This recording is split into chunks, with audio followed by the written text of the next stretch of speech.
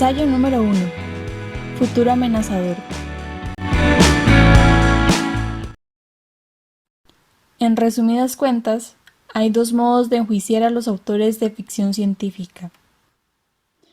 Una consiste en tenerlos por chiflados. ¿Cómo van esos hombrecillos verdes, Isaac? ¿Estuviste en la luna hace poco, Isaaccito simpático? La otra manera consiste en tomarlos por sagaces escrutadores de lo futuro. ¿Cómo serán las aspiradoras en el siglo XXI, doctor Asimov? ¿Qué adelanto sustituirá a la televisión, profesor? De las dos, yo creo que prefiero la primera. Al fin, ser chiflado es bien fácil. Yo puedo hacerlo sin preparación, en cualquier momento o lugar, desde los test facultativos hasta los congresos de ficción científica. Es mucho más difícil predecir lo futuro, sobre todo en los términos formulados por quienes nos preguntan, pues a ellos siempre les interesan los detalles sobre artefactos, y eso es precisamente lo que yo no puedo decirles. Comprenderéis que cuando me piden hablarle a un pacífico senado o escribir un artículo para una revista especialmente seria, el tema que menos me gusta tratar es lo futuro tal como yo lo veo. Comprenderéis también que el tema que casi siempre me piden que trate es... bueno, habéis acertado. Por eso me niego, al menos intento negarme. Desgraciadamente, aunque en mis convicciones soy firme y escrupuloso, presto a morir mucho antes de comprometer mis principios. Tengo un punto débil. Soy una pizca asequible a la adulación. Por eso, cuando el New York Times me llamó poco después de abrirse la Feria Mundial de Nueva York, invitándome a visitarla a expensas de ellos y a escribirles un artículo sobre cómo sería el mundo dentro de unos 50 años, yo vacilé primero. Después acepté. Después de todo yo pensaba visitar la feria sin falta, y esperaba pasarlo allá de primera, y así fue. Y además, me halagaba la invitación del Times.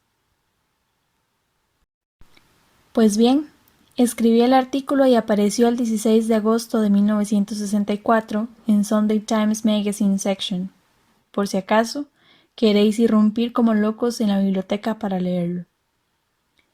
Pero pronto sufrí las consecuencias de haberme salido de mis casillas, pues al día siguiente de salir el artículo recibí otra ligera invitación a hacer un artículo semejante para otros. Después vino otra ligera invitación a tomar parte en una de las conversaciones por radio, respondiendo a preguntas de oyentes. Predicciones rápidas sobre cualquier tema, de memorias y consultar libros, doctor Asimov. Naturalmente tuve que seguir aceptando esas ligeras invitaciones.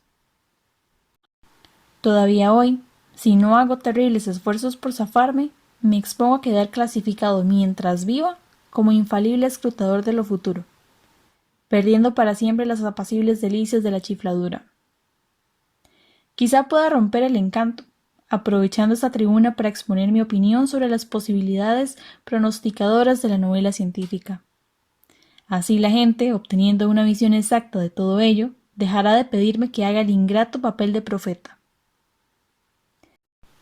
Para el profano, es decir, para quienes por vivir fuera de nuestro recinto asocian al término ficción científica peludas visiones de Flash Gordon y de monstruos del lago Negro, el único aspecto serio de la ficción científica es que predice cosas, y con eso suelen significar que predice cosas concretas. El profano, enterado de que autores de ficción científica trataron de la energía atómica décadas antes de inventarse la bomba, imagina que esos escritores expusieron concienzudamente la teoría de la fisión uránica. O sabiendo que autores de ficción científica han escrito excursiones a la Luna, imagina que tales autores publicaban detallados planos de cohetes de 3 capas. Mas la verdad es que los escritores de ficción científica son invariablemente inconcretos. El simple hecho de que yo hable de robots positrónicos y diga que obedecen a las 3 leyes del robot no tiene el menor valor predictivo desde el punto de vista ingenieril. Imaginaos, como ejemplo, la conversación que un entrevistador tiene conmigo. Doctor Asimov, ¿qué es un robot positrónico? Un robot con cerebro positrónico. ¿Y qué es un cerebro positrónico? un cerebro en el que corrimientos positrónicos sustituyen a los corrimientos electrónicos del cerebro humano. ¿Pero por qué han de ser los positrones superiores para eso a los electrones? No lo sé. ¿Cómo evita usted que sus positrones se combinen con electrones, produciendo una inundación de energía que convertiría al robot en un charco de metal fundido? No tengo la menor idea. Y a propósito, ¿cómo somete usted flujos protónicos a las 3 leyes del robot? No tengo noción. Eso no me avergüenza. Al escribir mis cuentos de robots, no era mi intención explicar en detalle ingeniería de robots. Me propuse solo representar en una sociedad en que abundasen los robots avanzados, procurando sacar las posibles consecuencias. Mi enfoque no era en modo alguno lo específico, sino las generalidades. Claro que una predicción específica puede acertar, pero yo apostaría que prácticamente todos esos aciertos llevan una circunstancia modificativa que hace que tal predicción no sea una predicción auténtica. Puedo citar un ejemplo tomado de mis propios relatos, pero antes de hacerlo, malquistándome con todos y cada uno, porque parece que me pongo por modelo a mí mismo, quiero contar un caso en que mi pronóstico resultó ridículamente inexacto. Una vez escribí un cuento breve titulado Everest, en el cual expliqué el fracaso humano en escalar este monte, diciendo que su cumbre estaba ocupada por unos observadores marcianos y que los abominables hombres de las nieves eran realmente... bueno, ya lo adivináis. Entregué ese cuento el 7 de abril de 1953 y el Everest fue escalado con éxito, sin trazas de marcianos, el 29 de mayo siguiente, pero el cuento se publicó medio año después. Ahora ya me atrevo a contar algo que suena a predicción acertada. En mi cuento Superneutrón, un personaje le pregunta a otro si se recuerda cómo eran las primeras centrales de energía atómica de hace 170 años y cómo funcionaban. Creo, era la respuesta, que obtenían energía por medio de un método clásico de la fisión de uranio. Bombardeaban uranio con neutrones lentos y lo escindían en masurio, bario, rayos gamma y nuevos neutrones, estableciendo un proceso cíclico. Cuando le leo a alguien ese párrafo no dice nada, hasta que le muestro que la revista en que apareció ese cuento lleva fecha de septiembre de 1941, y le digo que lo entregué en julio y que lo escribí en diciembre de 1940. Es decir, 2 años antes de que se construyese el primer reactor nuclear automantenido y 12 antes de que se construyese la primera planta de energía nuclear destinada a producir electricidad para usos pacíficos. Cierto que no fui capaz de predecir que el elemento 43 solo temporalmente se llamó masurio, cuando por error creyeron descubrirlo, y que cuando lo descubrieron de verdad lo llamaron tecnecio. En realidad su descubrimiento verdadero ocurrió 2 años antes de escribir mi cuento, pero su nuevo nombre no había llegado a mí. Además, tampoco tuve el talento de decir reacción en cadena, en vez de proceso cíclico. Así y todo, ¿no es una predicción asombrosa? Tontería, no hubo en absoluto predicción. El cuento fue escrito 1 año después de descubrirse y publicarse la fisión del uranio. Hecha pública esa fisión, todo lo dicho acerca de bombas atómicas y fábricas de energía nuclear era una simple elaboración, evidente por sí misma. A principios de 1944 apareció el relato de Cliff Cartmill, Línea de muerte, en donde descubría las consecuencias de una bomba atómica con tan gráfica corrección, 15 días antes de la explosión de la primera bomba atómica en Alamogordo, que la FBI fue alertada, y tampoco eso fue una predicción auténtica, sino simple elaboración, evidente por sí, de un descubrimiento conocido. Mi tesis, en suma, es que no son los detalles lo predicho, los puntos concretos de ingeniería, los artilugios, las artimañas. Las predicciones de esa clase o no son predicciones o son golpes fortuitos de suerte, sin importancia en todo caso. La vaga brocha gorda con que bosqueja lo futuro el escritor de ficción científica resulta particularmente adecuada para los amplios y vagos movimientos de reacción social. A ese escritor le incumben los grandes rasgos de la historia, no las minucias y maquinarias. Permitidme un ejemplo de lo que considero el más notable caso de auténtico pronóstico aparecido en relatos de ficción científica. Se trata de Solución Incompleta, por Robert Heinlein, bajo el seudónimo Anson MacDonald. Apareció a principios de 1941, medio año antes del Pearl Harbor, cuando Hitler estaba en el apogeo de sus conquistas. Trata el relato del final de la Segunda Guerra Mundial y se equivoca en muchos detalles. Por ejemplo, Heinlein no llegó a predecir Pearl Harbor, así que en su historia los Estados Unidos permanecen en paz. Pero sí pronosticó que los Estados Unidos organizarían un enorme programa de investigación para desarrollar armas nucleares. Verdad es que no fue una bomba atómica lo que Heinlein les hizo inventar, sino el polvo atómico. Se saltó la bomba, por decirlo así, y fue derecho al residuo. Como en esa historia no había Pearl Harbor, el polvo atómico no se lanzó sobre ciudades japonesas, sino alemanas. Terminada la guerra, las demás naciones, en especial la Rusia soviética, se guardaban de perturbar la paz ante la simple existencia de la bomba en manos americanas. Pero ahora, ¿qué pasaría con esa arma? El narrador supone regocijado, antes de usarse el polvo, que con ese poder en manos norteamericanas la paz mundial queda impuesta y el milenio se inaugurará bajo el auspicio de una paz americana. Pero el protagonista discurre de otro modo. Dice, y espero que Heinlein no tomara a mal que le copie 2 párrafos. Ojalá fuese así de sencillo, pero no seguirá siendo secreto nuestro. No cuentes con ello. Ni aunque consigamos guardar silencio absoluto, a cualquiera le bastará la pista dejada por el propio polvo mismo, y ya será solo cuestión del tiempo el que alguna otra nación desarrolle una técnica para fabricarlo. Es imposible impedir que los cerebros funcionen, y la reinvención del método es matemáticamente segura, en cuando sepan lo que están buscando. Y el uranio es una sustancia bastante abundante, bien repartida por el globo, no lo olvides. Ocurrirá lo siguiente. Una vez descubierto el secreto, y llegará a descubrirse si usamos esos polvos, el mundo entero será comparable a una habitación llena de hombres, provisto cada uno de un arma 0.45 cargada, en donde no pueden salir de la habitación y cada uno depende, para seguir vivo, de la buena voluntad de los demás. Todo ofensiva sin defensa. ¿Me entiendes? ¿Qué hacer entonces? Considerad de nuevo el título de Heinlein, Solución Incompleta. El hecho es que Heinlein predijo la amenaza nuclear que hoy existe antes de que se iniciase la era nuclear.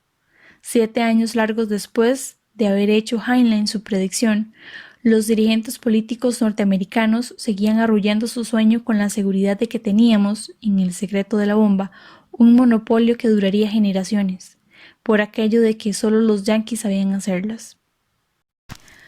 La amenaza nuclear no solo es más difícil de predecir que la bomba, sino que su predicción era la que importaba realmente. Pensad cuánto más fácil fue inventar la bomba que encontrar una salida segura de la amenaza nuclear, según estamos viendo.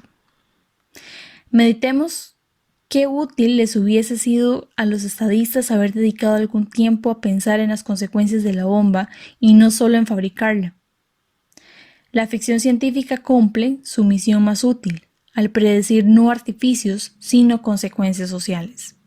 En esa tarea de predecir consecuencias sociales podría ejercer formidable impulso para perfeccionar la humanidad. Permitidme que intente esclarecer aún más este punto presentando un caso hipotético. Suponeos en el año 1880 y que el automóvil es el sugestivo ingenio de lo futuro, que concentra la atención de todos los escritores de ficción científica. ¿Qué clase de novela suponéis que podría haberse escrito en 1880 acerca del automóvil entonces futuro? Podría haberse tomado el automóvil como un simple artefacto, La novela saldría llena de toda clase de galimatías científicos describiendo el funcionamiento del automóvil. Se contaría el apuro producido por el fallo del Framistán en el momento crítico y cómo se salvaría el protagonista improvisando un escape con el coche de un niño y enganchándolo astutamente al bispalador para amontonar la carrojela. Todo sin sentido, claro, pero yo citaría docenas de cuentos de ese mismísimo estilo si no fuese porque los autores tienen tan buenos puños como mal genio. También puede considerarse el automóvil como un simple accesorio en las aventuras. Cualquier cosa que pueda hacerse a caballo lo hace uno en automóvil. Pues bien, en un cuento del oeste donde dice caballo se pone automóvil. Y escribiríamos, por ejemplo, el automóvil tronaba calle abajo batiendo con sus poderosos neumáticos mientras sacudía furiosamente a uno y otro lado sus piezas traseras y su fulgurante y espumosa toma de aire aparecía orlada de aceite. Luego, cuando el coche ha cumplido su misión de rescatar a la muchacha y fastidiar a los malos, mete su manga de tomar esencia en un cubo de gasolina y se aprovisiona tranquilamente. Claro que esto es sátira, pero dudo que diste mucho de la realidad. Yo apostaría a que montones de aspirantes a brillar en la novela científica empiezan relatos como este. La nave espacial patinó al detenerse a 8 millones de kilómetros de Venus. Sus frenos chirriaron humeantes. El motivo único de que no veáis tales relatos es que antes lo ven los editores. Es notorio que escribir una novela científica en que un automóvil no es más que un ingenio o un supercaballo es perder el tiempo. Podrá así proporcionar al autor un honrado dólar y al lector hora de honrado esparcimiento. Pero ¿dónde está su importancia? Habrá predicho el automóvil, pero predecir solo la existencia del automóvil no es nada. ¿Qué hay del efecto del automóvil en la sociedad y en la gente? Al cabo, lo que le interesa al público es la gente. Suponed, por ejemplo, que consideráis el automóvil como un objeto disponible a millones, para uso de cualquiera que desee comprar uno. Recordad que estamos en 1880. Imaginaos a una población entera sobre ruedas. ¿No se extenderán las ciudades al no necesitar nadie vivir cerca del sitio en que trabaja? Poder vivir a 10 millas y sin embargo presentarse veloz por la mañana y largarse por las tardes. En suma, las ciudades no ampliarían sus suburbios mientras sus centros decaen. Y si hay millones de coches, no habrá que llenar la nación de anchas carreteras. ¿Y cómo modificaría eso las vacaciones? Y la búsqueda de trabajo, y los ferrocarriles. Y si los jóvenes pueden alejarse en los autos, ¿cómo cambiaría eso su situación social? Y el sexo, y las mujeres. Diréis, claro, que es muy fácil, mirando desde lo presente la situación preautomovilística, hablar de lo que tenía que suceder. Y yo he de admitir, en efecto, que nadie me supera en afición a hacer predicciones infalibles de lo pasado. Pero tampoco es completamente imposible prever. Allá en 1901, Herbert George Wells, apenas iniciada la era del automóvil, escribió un libro titulado Previsiones acerca de la reacción del progreso mecánico y científico sobre la vida y el pensamiento humanos, en el cual, entre otras cosas, describe la moderna era del motor con asombrosa exactitud. Muy bien, vais a escribir una novela científica de 1880 acerca del automóvil, haciendo algo al menos trivial que predecir sencillamente ese vehículo. Vais a escoger vuestra trama en los fascinantes cambios que produce el auto en la sociedad. Es más, vais a elegir uno que ni siquiera Herbert George Wells pronosticó. Empecemos. Ya habéis motorizado la sociedad. Cada cabeza de familia tiene un auto. Algunos tienen dos. Todas las mañanas, desde los suburbios circundantes, entran a la ciudad varios cientos de miles de coches. Todas las tardes vuelven a salir. La ciudad se convierte en un gigantesco organismo que absorbe coches por la mañana y los expele por la tarde. Hasta aquí vamos bien. Ahora interviene nuestro protagonista, un sujeto corriente y sencillo, mujer, 2 niños, sentido del humor, un conductor excelente. La ciudad lo absorbe. Vedlo guiando hacia ella entre muchos otros coches convergentes todos hacia su interior. Pero cuando todos entran en la ciudad, ¿en dónde se meten? Ah, pues ahí está. De aquí el título de la obra, Aplastamiento. ¿Y el contenido? Una deliciosa sátira de cómo nuestro héroe pasa todo el día buscando dónde aparcar, sin hallar más que calles atascadas, taxistas, guardias de tráfico, camiones, zonas prohibidas, garajes abarrotados, bocas de riego, etc. Sátira deliciosa en 1880. Hoy tomaría carácter más bien de fuerte tragedia realista. Ahora recapacitemos. Si en 1880 se hubiera escrito realmente esa historia y hubiese llamado la atención lo suficiente para interesar a los estadistas, ¿no hubiese resaltado un tantico posible que en 1880 se hubiese planificado el crecimiento de las ciudades, teniendo presente la futura motorización? Pensad en ello los que vivís en ciudades como Nueva York y Boston, que han sido concienzudamente planificadas para los ingenuos carros de mano, y decidme qué recompensa no habría merecido el escritor que hubiese hecho esa advertencia. ¿Veis cómo la predicción importante no es el automóvil, sino el problema de aparcarlo? No la radio, sino los cereales. No el impuesto, sino la declaración de ingresos. No la bomba atómica, sino la amenaza nuclear. No la acción, en suma, sino la reacción. Claro que esperar que el hombre de 1880 planificase ciudades para una ciudad acaso motorizada es quizá esperar demasiado de la humana naturaleza. Pero sospecho que esperar hoy día, lo equivalente, es esperar lo estrictamente indispensable. Llevamos ya un siglo presenciando cómo se producen cambios sociales con rapidez cada vez mayor, viéndonos sorprender desprevenidos por las consecuencias de un creciente desfase. A esas alturas ya hemos aprendido a esperar cambios y muy radicales, y vamos resignándonos a la necesidad de prevenirnos con planificaciones previas. La misma existencia y popularidad de la novela científica indica hasta qué punto se van considerando inevitables las transformaciones, y una de las misiones de la novela científica es hacerle menos desabrido al hombre normal el hecho del cambio. Por mucho que el vulgo general ignore la ficción científica y se ría de ella, no puede quedar del todo ajeno a su contenido. Algunos de sus peculiares temas se han infiltrado en la conciencia popular, aunque solo sea en forma de historietas, muy vagas y desfiguradas. Por eso la aparición de armas nucleares, proyectiles cohetes y satélites artificiales no ha chocado con la resistencia psicológica que se le habría puesto antaño. Pero basta ya de lo pasado. Estamos en lo presente y la tarea de quienes escribimos ficciones científicas consiste en contemplar lo futuro, y el auténtico ahora, no el retrospectivo de 1880. Estamos sometidos a 4 series, por lo menos, de cambios revolucionarios de primera categoría, cada uno de los cuales sigue una trayectoria clara e inevitable. ¿Cuál será la reacción a cada uno de ellos? El primero y más alarmante es la explosión demográfica, que la novela científica ha tratado en numerosas maneras. Yo recuerdo muchas obras construidas sobre el fondo de un mundo superpoblado.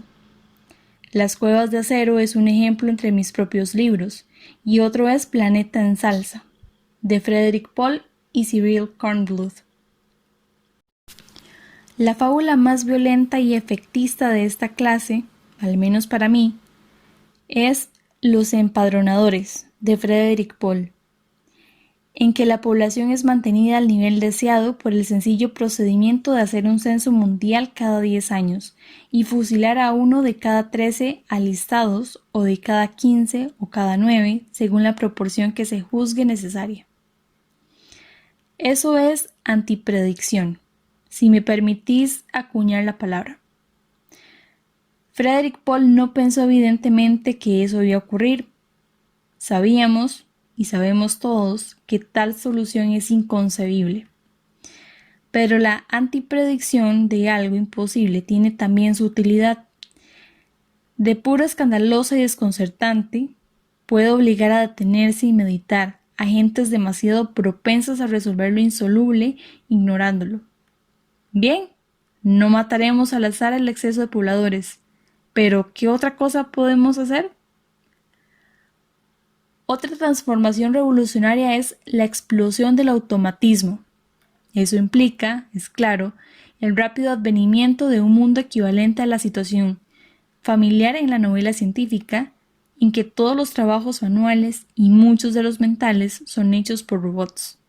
¿Qué le sucede a la humanidad en ese caso? Carol Chapé abordó el tema en Rossum's Universal Robots, ya en 1921. Un ejemplo más reciente lo trata Jack Williamson en Con las manos cruzadas. Mas, ¿en qué clase de mundo viviremos cuando el trabajo interesante se convierta en un lujo al alcance de los menos? Cuando el aburrimiento se haga enfermedad mundial. ¿Pueden los tiempos ponerse aún más neuróticos que ahora? Pensadlo leyendo Atracción venidera de Fritz Leiber sobre nuestro neurótico porvenir. Un tercer cambio revolucionario es la explosión del saber, pues los descubrimientos científicos se producen con tal rapidez y densidad que la mente humana se ha quedado incapaz de comprenderlos en toda su profundidad, fuera de especialidades sumamente estrechas. Un ensayo mío en este campo fue una obra titulada Mano Muerta, en que yo postulaba la existencia de escritores científicos profesionales que espiaban en las obras científicas de otros y luego escribían artículos concisos y claros. Además servían de puente entre las especialidades, con su conocimiento interdoctrinal amplio aunque poco profundo. Un cuarto cambio radical es la explosión libertadora, la liberación de las antiguas colonias, la revolución de los indígenas y las concomitantes reclamaciones de derechos civiles dentro de los Estados Unidos. Quizá en este campo la ficción científica no ha trabajado tan concienzudamente como en los anteriores. Ray Bradbury tiene una excelente obra titulada, si recuerdo bien, Camino en medio del aire, sobre el efecto en los Estados Unidos de una migración en masa de negros a Marte. Yo mismo, más realista en cierto modo, contemplé la posibilidad de un África independiente en mi obra Conflicto Habitable, publicada en 1950, bien antes de las realidades, por cierto. Pero también en mi novela, Las corrientes del espacio, traté, aunque no muy explícitamente, el papel del negro en la colonización de la galaxia. Estos son, sin duda, algunos de los grandes cambios que nos esperan. Cada uno de ellos bastará para trastornar el mundo que conocemos antes de que pase una sola generación. Si hemos de evitar que los trastornos degeneren en desintegración, tenemos que hacer conjeturas inteligentes sobre dónde nos llevan y actuar en consonancia desde ahora. Es misión de los escritores de novelas científicas, aparte de ganarse la vida y divertir a los lectores, hacer tales conjeturas, y eso les convierte, a mi juicio, en los más importantes servidores que hoy tiene la humanidad. Cierto que ya no son los autores de novelas científicas quienes hacen esas conjeturas. Hemos progresado tanto en eso que varias agencias gubernamentales, institutos de investigación y empresas industriales hacen esfuerzos desesperados por descifrar en la nebulosa bola de cristal esos misterios.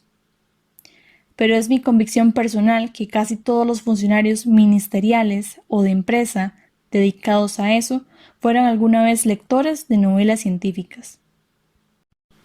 Con que mirad lo que hice. Comencé el capítulo con la intención de quejarme de tener que escribir tantos difíciles artículos de predicción y lo acabo convencido de que debería escribir aún más. Gran prueba de mis dotes proféticas.